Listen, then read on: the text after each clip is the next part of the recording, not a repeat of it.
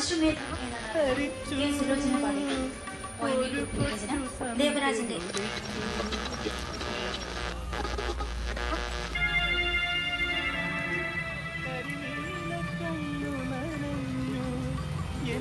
കൈയിലുകൾ മുടിയെ പിടിത്താൽ നാടകം സമാപിച്ചു. മൂലകഥ doctor M T Vasudevan Nair. നാടകാവിഷ്കാരം